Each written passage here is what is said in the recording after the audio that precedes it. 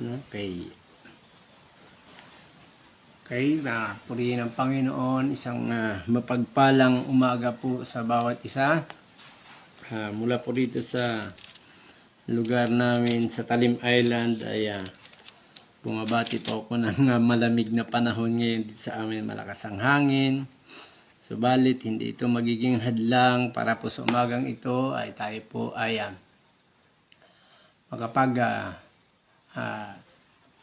aaral ng salita ng Diyos tuwing umaga, lalo na po sa araw ng Sabado.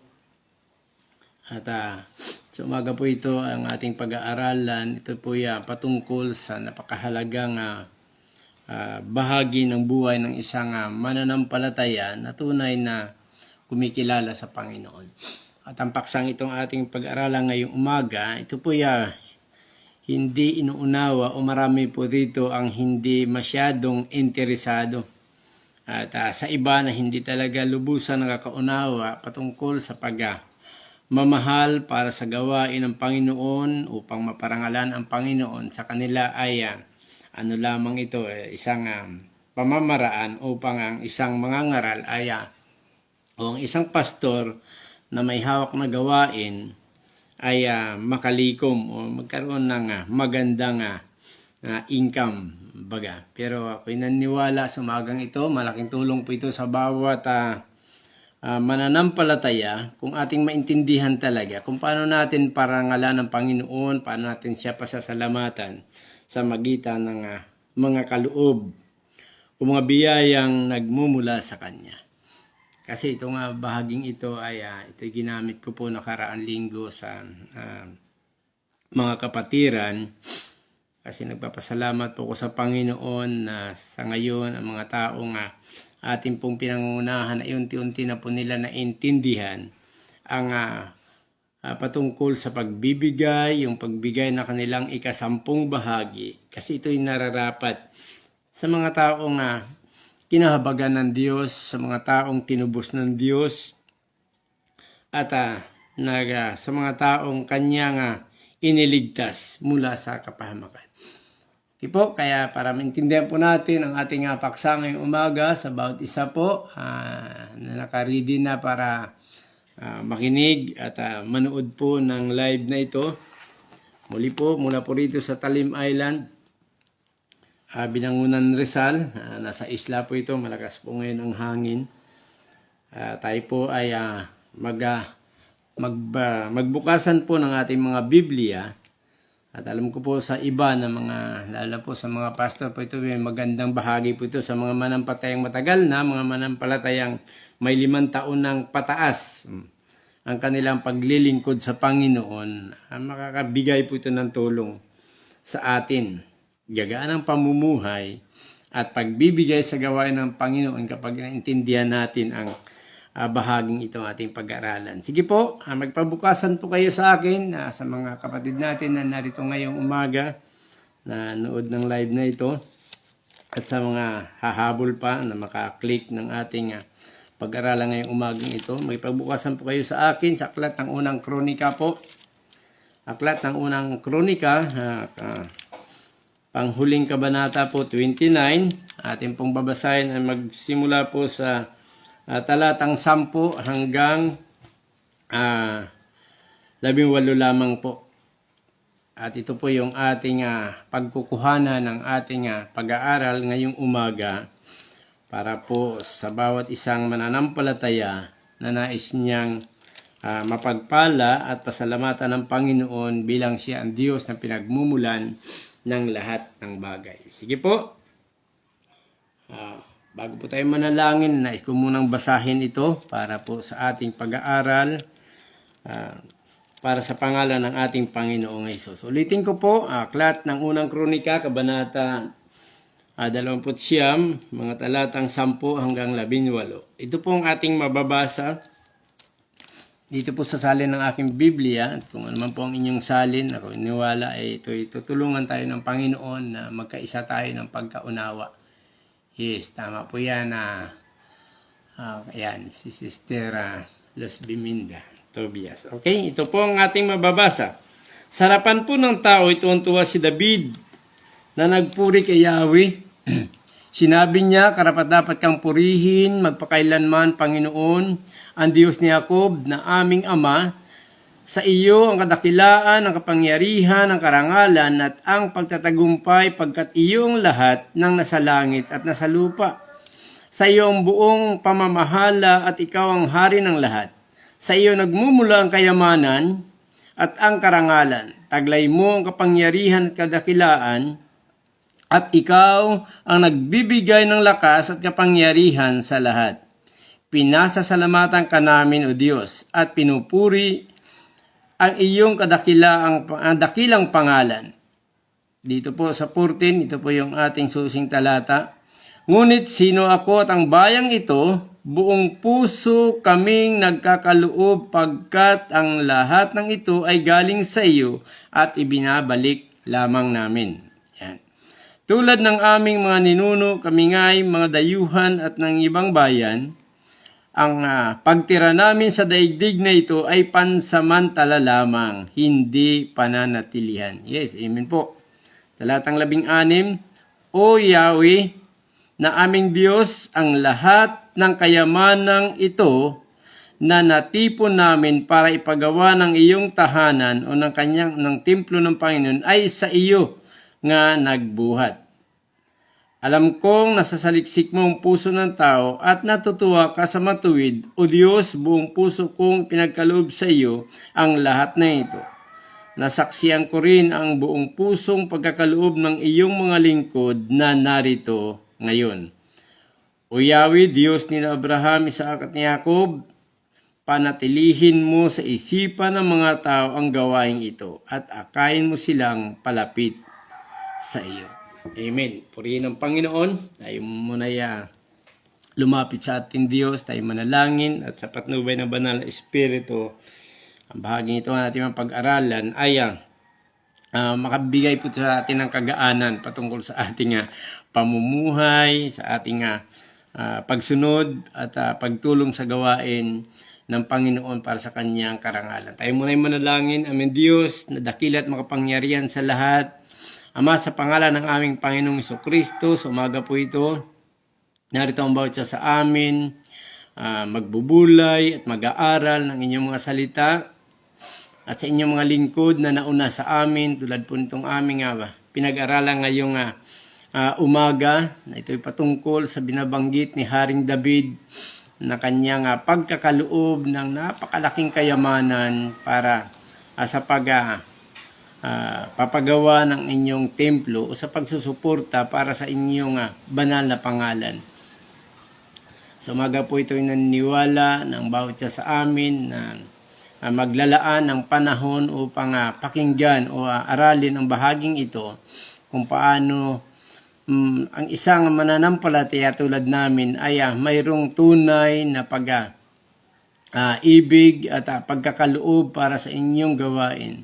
Tulungan niyo pong iba namin mga kapatid na kaming lahat ay maintindihan namin at malakaran namin na kami ay hindi ninyo pinagkukulang. Kaya po kami ay malugod din na magkakaloob at magbalik sa inyo tulad na binanggit ni Haring David dito po sa talatang aming pag-aaralan.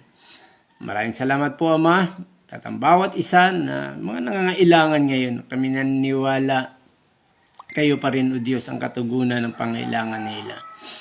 At maging pagpapala po ito sa umagang ito sa bawat mga tao na sa ngayon, sa kanilang pagsisimula ng umagang ito, ang kanilang kaisipan ay sa mga pangailangan pinansyal, sila may mga suliranin, hayaan po namin, o hayaan po ninyo, Banal na Espiritu, na sa umagang ito, bago kami magpapatuloy sa aming mga gawain at sa aming paghahanap ng aming pangailangan sa araw na ito. Ang salita ninyo magiging gabay namin at ang aming panghahawakan upang kami ay hindi lubusang mabalisa o mangamba man.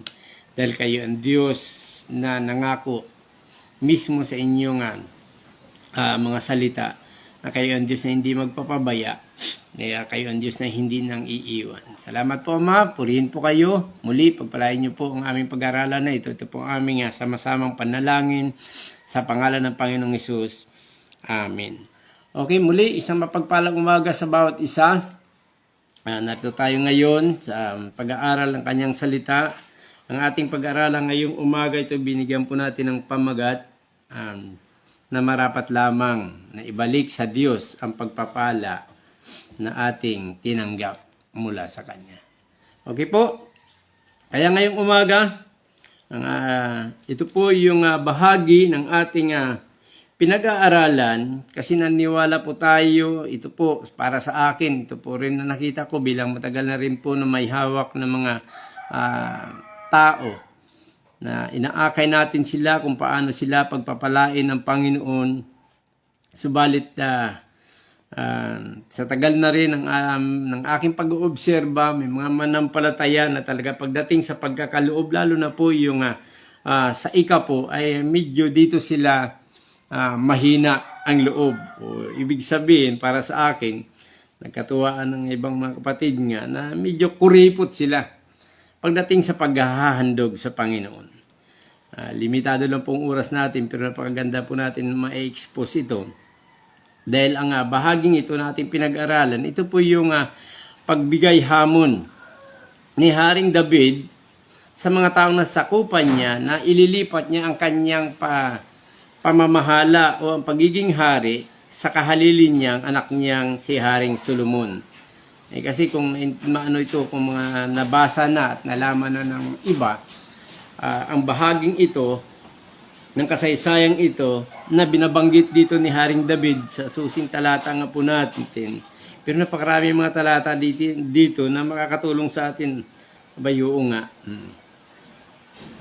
Dapat talaga na ang Diyos ay handugan natin ng buong makakaya natin ng mga pagpapala na sa Kanya din nagmula, tulad nitong susing talata natin na binabanggit dito sa talatang 14. Ngunit sinuot ang bayang ito, buong puso kaming nagkakaloob sapagkat ang lahat ng ito ay galing sa iyo at ibinabalik lamang namin. Sa mga tuwid, mga kapatid, ang ating mapagbibigay sa gawain ng Panginoon, at sabi nga walang gawain na binabanggit ng ibang mga kritiko tulad natin na tayo ay umaasa lamang, wala tayong tiyak na allowance. Kaya kahanga marami tayo, kaya aminin natin, hindi natin dapat ikahiya, pero ako ay pinagmamalaki ko na napapabilang ako sa mga taong naglilingkod na hindi umaasa sa kayamanan o sa suporta ng sino man, kundi ang ating inaasahan ay ang pangako ng Panginoon na binabanggit niya na hindi ko kayo iwan, hindi ko kayo pababayaan. Yan. Tayo mga Doropid po ay Doropid Philippines ay ito po yung ating nagiging buhay na. Simula na tayo ay napabilang o nagpasya na manatili tayo dito sa pamumuno ng Masarido family. Mula pa doon kay Pastor Leopoldo Masarido. At alam naman po natin, hindi tayo naglilingkod sa pangalan ng ating leader, sa ating tagapanguna, kundi may gabay tayo mula sa salita ng Diyos, at kung ating patuloy ito pagbubulay, natural, kailangan may mangunguna sa bawat gawain. Subalit alam naman po natin, at tayo nakakaalam kung sa magitan ng pangungunang ito ay masasabi natin sa ating sarili na tayo ay talagang lingkod ng Diyos at naglilingkod talaga sa Panginoon. Yes, amen po. Kaya patuloy po tayo dahil may mga bahagi po rito na makikita natin na bakit ba kailangan na ang isang tao ay magandog sa Panginoon, kasi sa kasaysayan ng lumang tipan, kahit sa panahon ng bagong tipan, sa panahon ng Panginoong Hesus, maraming binabanggit kahit dito po sa gospel, sa Pure Gospel of Jesus Christ, ay may mga talata po tayo madadaanan mamaya, tingnan natin sa ating oras, pero sa umagang ito, nais ko pong ipaunawa sa bawat mga taong may kakayanan. Yan. Dito sa bagay, nakakalungkot isipin. Medyo limitado lang talagang oras natin. Nasimula ng ating nakilala ang Panginoong Hesus bilang Diyos at tagapagligtas ng ating buhay, at hindi natin nakuha ang bahagi na ito tungkol sa pagkakaloob, kasi pinag-usapan dito pagkakaloob ng kayamanan na kung ating iatras dito sa talatang, kahit mag-umpisa pa rito pa lang sa chapter 28, tapos dito sa chapter 29 verse 1 hanggang sa 9, naroon na po yung pagpapakita dito na nagbigay ng hamon si Haring David na inihanda niya ang mga tao na kailangan tayo ay magkakaloob para sa pangalan ng Panginoon. Nabibigyan natin ng kalulatian at para sa kanyang tahanan upang alam po natin, lalo sa panahon natin ngayon, na kailangan natin magkaroon talaga ng sambahan na pag-iipunan ng mga mananamba upang ang Diyos ay maparangalan. Kaya nga po may bagay dito sa panghuling talata na ang sa katuwaan ni Haring David, kasi may paksa nga po rito dito sa umpisa sa talatang 10 na ang Diyos o si Haring David ay pinuri niya ang Panginoon o nagpahayag siya ng lubos-lubos na kagalakan dahil nung siya ay nanawagan para humingi ng tulong o nagboluntaryo ang lahat niyang mga tao. Lahat na sakupan, lahat na may kakayanan magbigay para sa gawain ng Panginoon. Abay, nagkaloob sila kung natin mababasa diyan. Kaya sa kanyang tuwa, dito sa dito ko lang, dahil limitado nga pong oras natin, dito sa 29, dito sa huling bahagi, sa verse 9, galak na galak ang mga tao sa kanilang pagkakaloob at labis namang ikinatuwa ni Haring David. Kaya po bilang lingkod ng Panginoon, dito din po sa akin na sakupan, ako din po ay napagpala dahil ang mga kapatid ngayon na sakupan po ng ating church na pinangunahan dito sa Talim Island. Ang totoo lang po kung inyong medyo malabo na mabuhay ang isang normal na pamilya, kasi simulan tayo nag full time sa paglilingkod kasi ang mga tao namin dito, ang kanilang hanap buhay ay mangingisda, yung gumagawa lamang po ng mga stick. Kasi bawat barangay dito sa isla namin, pero sa biyaya ng Panginoon ay naranasan ko po na unti-unti na sa matagal ng panahon na nagtiyaga po tayo na paglingkuran ang Panginoon ay umaani na po tayo ngayon ng mga kaluluwa at ganun din po sa pinansyal na pag-aani. Dahil may mga nagtatrabaho na, ay kaya nga po atin sinisikap na buksan ang kaisipan ng bawat isa, lalo na po sa atin ngayon. Baka mayroon pa po diyang medyo kuripot po sa paghahandog nila, pagbigay ng kaloob sa Panginoon, ay hindi po yan maganda. Kasi may mga nakita ako dito na sa panahon na sila ay kalakasan sa kanilang paghanap buhay, sila ay mga mananampalataya, pero yung pagkakaloob sa Panginoon ay medyo close o tikom ang kanilang mga kamay, kaya bandang huli ay siguro pinapakita lang ng Panginoon yon. Hindi ko na po babanggitin kasi, pero marami po na hanggang sa kanilang kamatayan, hanggang sa kanilang pagtanda, hindi nila lubos na na-enjoy yung ipinangako ng Panginoon na yung binabanggit niya doon na bibigyan ko kayo ng mahabang buhay doon sa aklat ng Malakias. Patungkol po yun sa tatapat ng isang tao sa ika-10 bahagi. At hindi ko pasasapitin ng sakuna ang inyong mga lupain. Kaya may iba na yun ang nangyari.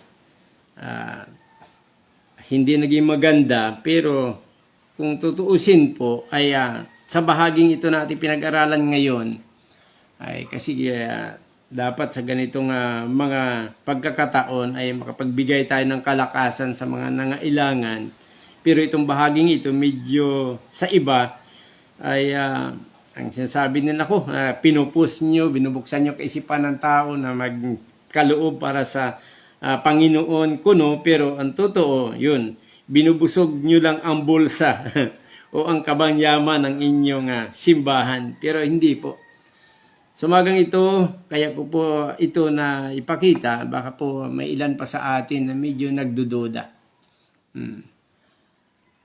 Na kapag nagkaloob tayo sa Panginoon, ay hindi ito nakikita ng Diyos. Hindi po tayo dapat mag-alinlangan kasi binabanggit ng kanyang salita dun sa Hebreo. Sa kabila na sinasabi ng sulat lang yun ng taga-Hebreo. Pero sa lumang tipan, pinapakilala ni Job, unang mga awit, sa aklat ng awit ng Panginoon, siya ay Diyos ng lahat ng dako. At walang bagay na lingid sa kanya. Sabi dun sa Hebreo 4:13, ang lahat ng bagay ay lantatayag sa harapan ng Diyos. Kaya kung ano man ang ating ginagawa, lalo sa pagkakaloob na ito, ang Diyos ang nakakaalam. Kaya sabi ni Haring David dito, medyo natin ang oras natin, ito ang kanyang panalangin. Kaya po bilang tagapanguna din sa iglesyang inahawakan ko, natutuwa ako kapag kasi may mga bagay, may mga kaloob kami, lalo ngayon mayroon kaming lagayan ng mga barya na maiipon yun sa katapusan ng taon, magagamit sa mga gawain. Abaya, salamat sa Panginoon, tuloy-tuloy na ginagawa ito ng mga taong ating pinangungunahan. Kaya nga sabi ni Haring David, ang kanyang panalangin dito sa talatang 18,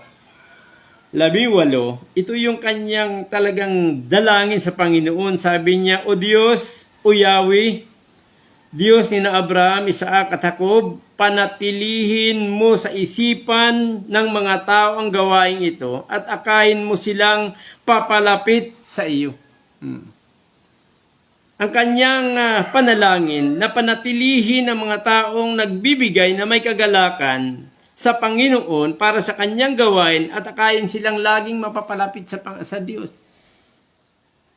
Ang totoo, kung talagang bibigyan natin ng halaga, ang lahat ng pagpapalang natatanggap natin mula sa Panginoon, ay maliwanag po yun ang pangako ng Panginoon, hindi ko kayo pagkukulangin.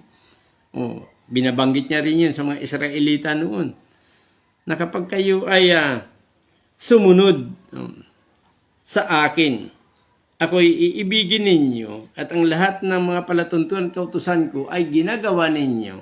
Sabi, hindi kayo magiging huli, hindi kayo magiging buntot, kundi kayo'y mangunguna sa lahat ng bansa o sa lahat ng tao. Kaya po sa bahaging ito nais ko lang pong bigyan ng pansin yung mga ibang mga nauna sa atin kung paano nila hinandugan ng Diyos. Kasi dito nga, kung kikwintahin dito yung mga tunitiniladang ginto, lahat ng mamahaling bato na nairedy na, dito sa chapter 29, 1 hanggang 9, ay nakakalula. Pero ginagawa nila iyon. Kaya nga dito sa bahaging ito nang sabi ni Haring David na ang lahat ng iyon na naipon nilang kayamanan, ito inilaan nila talaga para sa pagpapagawa ng tahanan o ng templo ng Panginoon. Dahil sabi dito sa talatang 12, kaya nabanggit niya dun sa 14, na sabi niya, sa iyo nagmula ang kayamanan at ang karangalan, taglay mo ang kapangyarihan, kadakilaan, at ikaw ang nagbibigay ng lakas at kapangyarihan sa lahat. Pinasasalamatan ka namin, O Diyos, at pinupuri ang iyong dakilang pangalan. Wow! Kaya, itong bahaging ito, kagaya ng ating pamagat ngayong umaga, kung tayo po ay pinagpapala ng Panginoon, lalo na po sa may mga kakayanan. Sabi po dito, marapat lamang na ibalik natin sa Diyos ang pagpapala na ating tinanggap na nagmula din sa Kanya. Kasi parang yun sabi dito, ang isang tunay na pinagpapala ng Diyos, parang lagayan po yun. Na habang, ito ngayon, natutuwa ko dito ngayon sa lugar namin, parang tulad dito ng lagayan ng tubig. Kasi ngayon may gripo na dito, may water system na dito sa lugar namin. At tuwa ko tuwing naglalaba. Hindi ka na magbubumba. Yun, habang umaapaw siya ay hindi nauubusan. Yun po ang isa sa literal na kahulugan. Na kapag tayo pinagpapala ng Diyos, huwag tayong manghihinayang tulad ng ginawa ng manasakupan ni Haring David na sila nagbigay ng buong pagmamahal sa Diyos. Kaya hindi mauubos po. Dati meron akong kakilalang missionary. Talaga ang kanilang buhay ay pagmi-mission.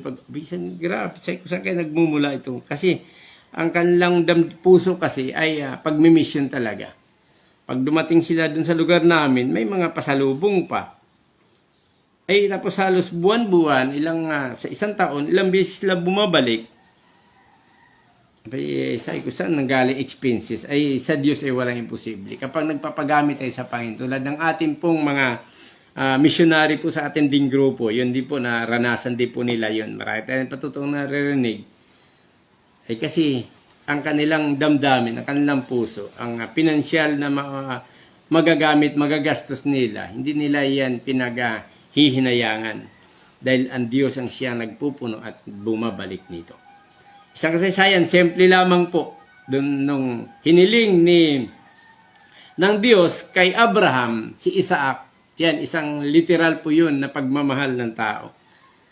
Ay hindi siya nang hinayang, hindi na siya nagreklamo kasi nagmula sa Diyos, si Isaac, at hiniling ng Panginoon, pero pag sinubok lang.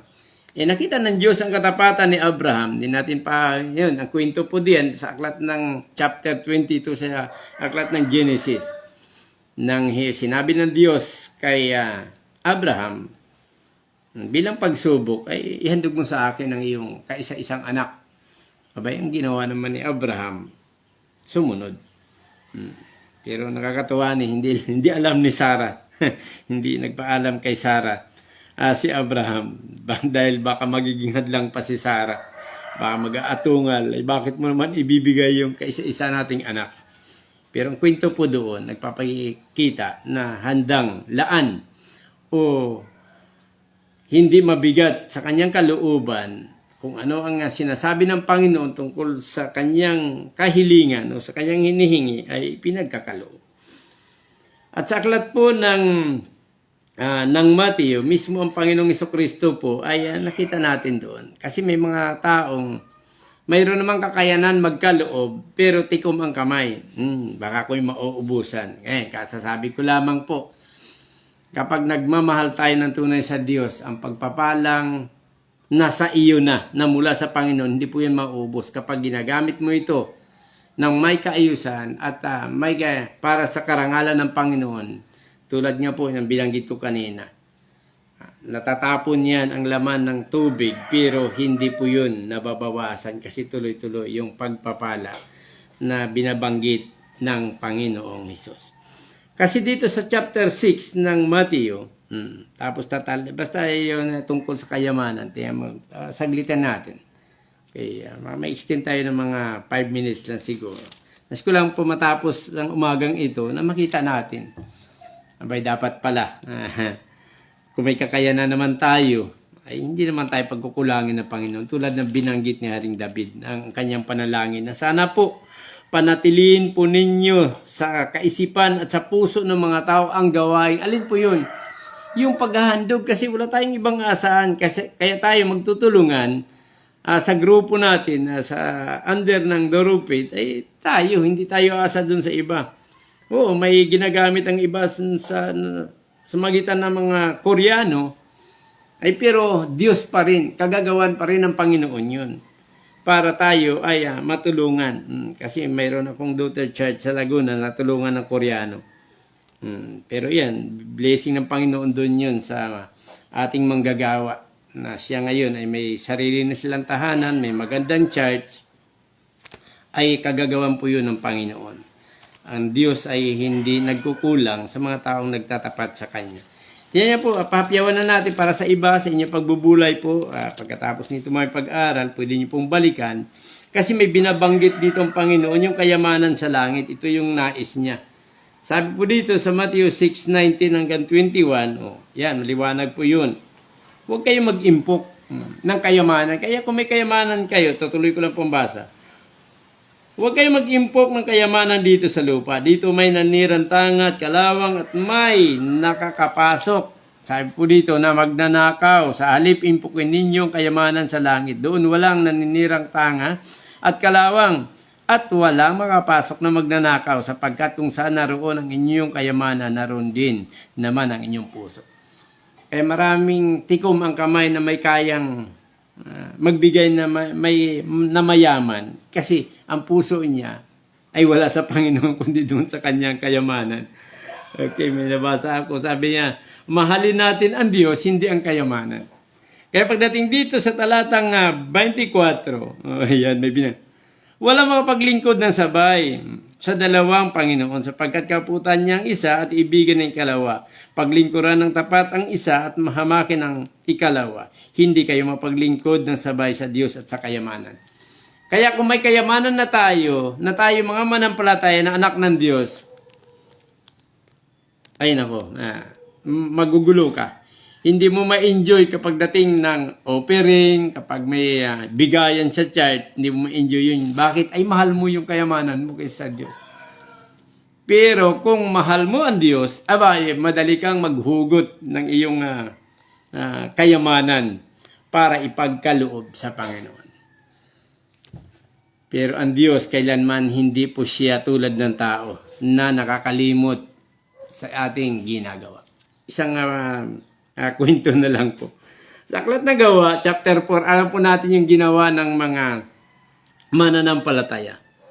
Matapos na sila usigin na, ay nakita nila na kailangan pa rin magpursigi tayo. Kaya anong ginawa nila doon sa chapter 4 hanggang chapter 5, may malungkot lang doon, may negatibo lang doon. Itong mag-asawa si Ananias at Sapphira ay napahamak dahil saan? Ay sa pagmamahal nila sa kayamanan. Pwede naman nilang sabihin,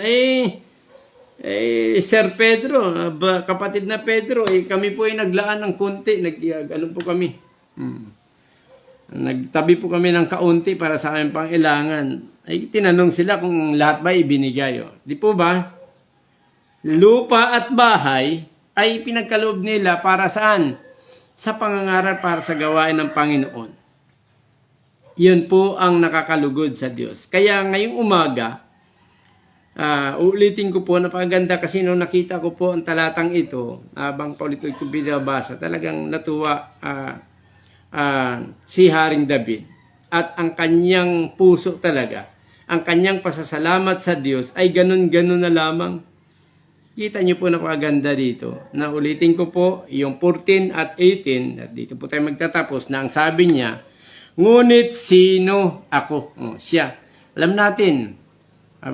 Pero mas mayaman kasi si Solomon sa sa tatay niya. Mas mayaman si Haring Solomon kaysa kay Haring David. Kasi nung umupo na mismong hari si Solomon, alam naman natin ang kwento, mas maraming nagbibigay sa kanya ng mga handog, yung mga karatig bansa na mga para bilang regalo sa kanya sa paghanga nila ng karunungan ay pinagkaloob ng Diyos kay Haring Solomon. Ngunit sabi ni Haring David dito, ngunit sino ako at ang bayang ito, buong puso kami nagkakaloob pagkat ang lahat ng bagay o ang lahat ng ito ay galing sa iyo at ibinabalik lamang namin.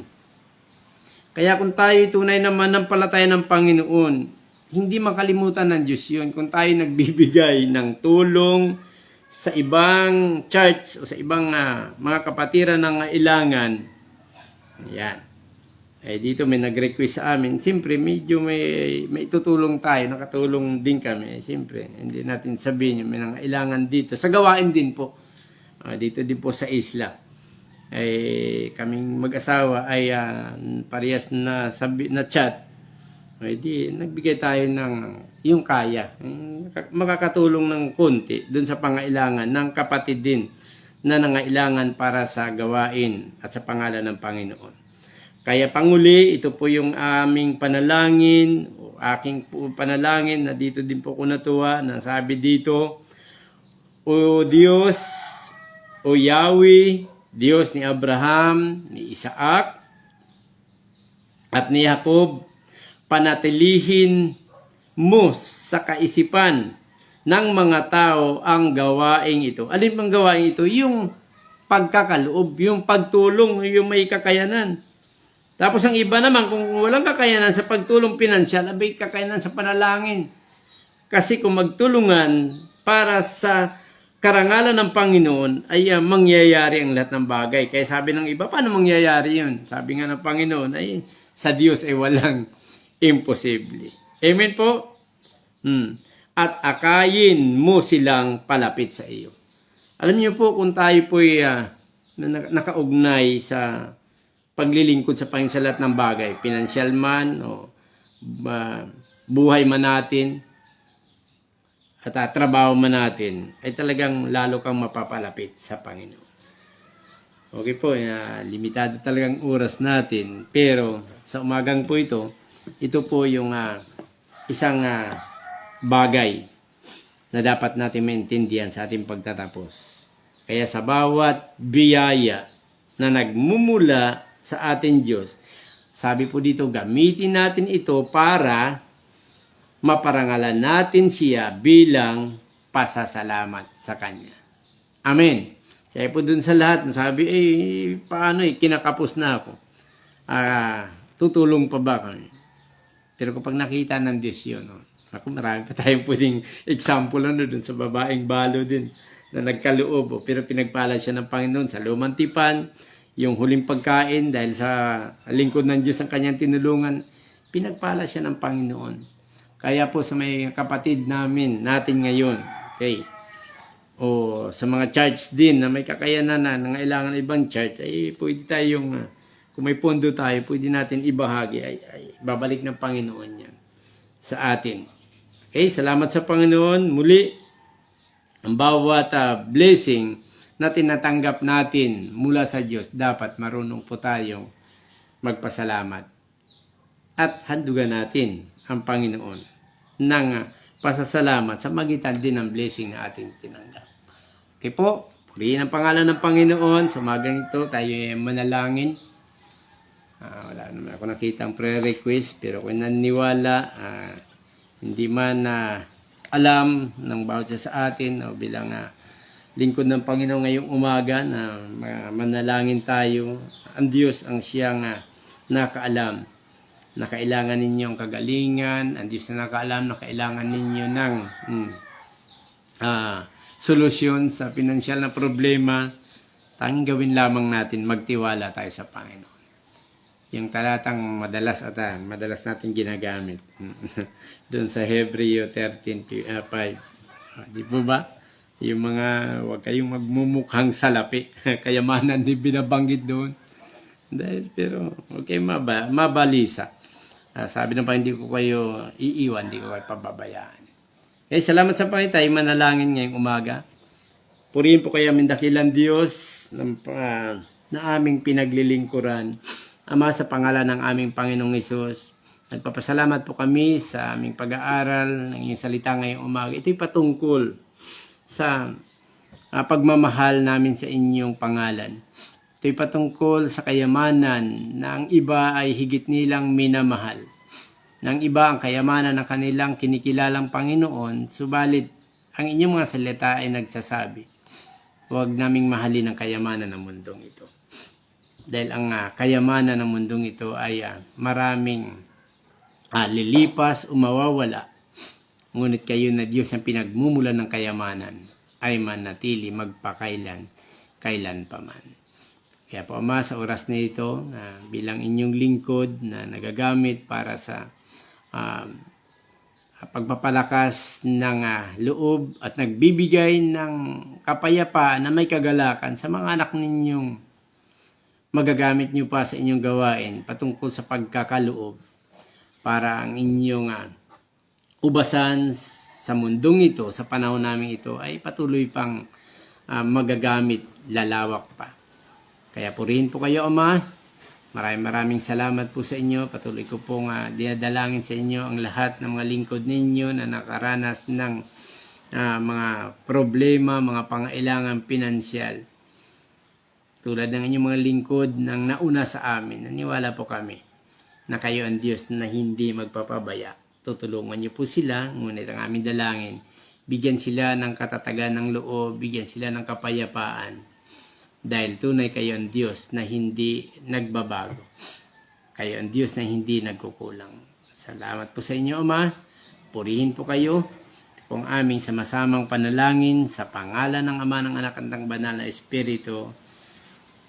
Amen. Salamat po sa bawat isa, isang mapagpalang umaga sa ating patuloy na pamumuhay ngayong umaga. Samahan tayo ng Panginoon magamit para sa Kanyang pangalan. Amen.